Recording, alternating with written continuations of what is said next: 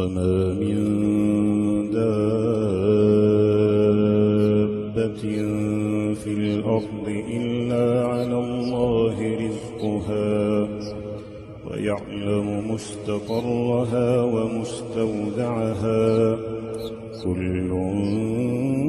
في كتاب مبين. وهو الذي خلق السماوات والأرض في 6 أيام وكان عرشه على الماء ليبلوكم أيكم أحسن عملا ولئن قلت إن Likey